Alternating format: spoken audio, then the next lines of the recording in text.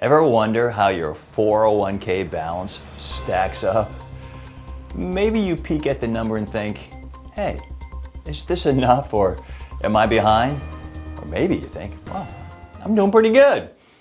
Well, there's fresh data from Investopedia that gives us some real answers. So today, I'm unpacking it. All the myths, all the truths, whatever's in there, we'll take a look. So what are the current 401k averages? Well, let's start with the numbers, straight from the latest studies. For folks in their 50s, the average 401k balance is right around $160,000, with the median hovering near $60,763. Right around, that's pretty specific there. By the time people reach their 60s, that average rises to about $182,000, though some reports cite it even higher, up to $573,000, depending on which provider's data you look at. In our case, we're looking at an Investopedia article, and they were looking at Vanguard's 2025 study on how America saves. All right, here's a quick breakdown for context. 50s, average is around 160 grand to 244 grand and change. The median is about $60,000 to $87,000. If you're in your 60s, the average is $182,000 up to $573,000, with the median about $95,000 to $210,000. And if you're in your 70s, the average is $171,400 to $431,000, as fewer keep growing their 401k balances past what's considered normal retirement age. Now, the average across all ages sits right around $118,000 to $134,000. But remember, the number is heavily skewed by folks with very large balances. So that's why the averages can be misleading. So here's the rub on that. Most people have less than the average because the high numbers at the top bring the average way up. Remember how you do averages? So the real middle saver is reflected by the median, which is much lower. The median, remember that from, was it middle school or high school math that taught you that or was supposed to teach me that? So if you're looking at your own balance and feeling behind, hey, you're in good company, probably. And here's another thing, your salary and years worked have a big impact. If you got a late start, maybe you were in school longer than most folks, or you took some career breaks, well, that can set you back. But catch up is still possible, especially after age 50, when higher contributions are allowed into these types of plans, not only the 401k, but the IRAs, Roth and traditional. So what should my retirement goal be?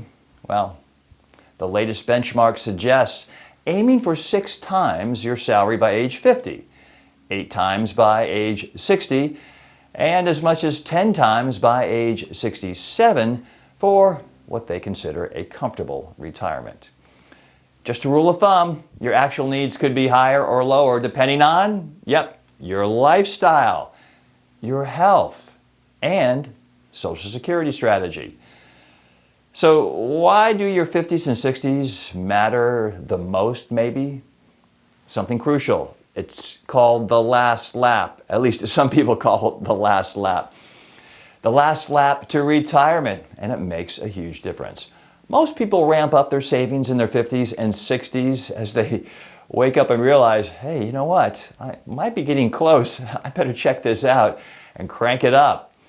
And they use catch-up contributions, an extra $7,500 in 2025.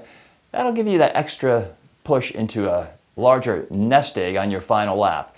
So if you're still behind, there's still a window for late growth. So how about 3 things you can do to take action right now? Figure out where you stand. Don't just look at national averages. Add up your 401k, your IRA, including your Roth, and any other retirement savings. Then compare them to the benchmarks. Remember, 6 times your salary at 50, 8 times at 60, and so on. What was it, 10 at 70? Maximize the catch-up contributions in your 401k. So if you're 50 or older, this is the time to stash away that extra $7,500.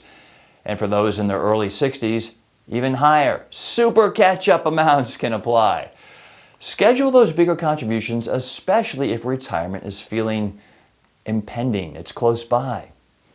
And as always, not just retirement and things in the investing world, but pretty much in life in general, focus on the big picture. Retirement security isn't just about your 401k balance. Consider Social Security. Get an estimate if you don't know.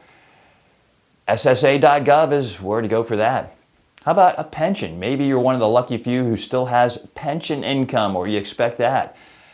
And whether expenses will go up or down when you retire. What's your lifestyle like?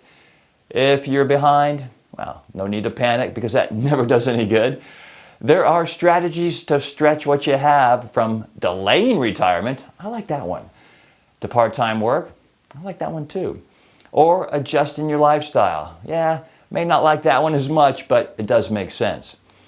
And you don't have to retire just because you're in your 60s or because you're eligible for Social Security. Nobody's going to make you retire. Well, even if your employer is forcing you to retire, you could find another job or create one, start a business. Lots of side gigs you could try out. Don't just go home. Melt into the couch and become a victim of Netflix.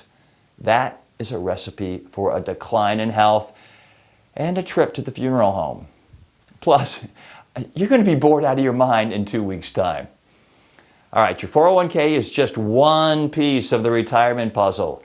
And average can mean different things to different people from household to household.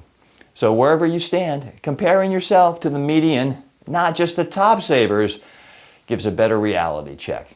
And don't forget, it's never too late to boost your savings. Catch up contributions, and there are always moves you can make no matter where you're starting from. Hey, if you found this helpful, or maybe you want to share a thought or two about what you're doing or how you boosted your numbers or some strategies, why not drop those below? Help us all out, because we're all on this journey together, as some people like to say. Yeah, we're all in this together. Where does that come from? Oh yeah, I remember now. In the meantime, I will see you in the next episode.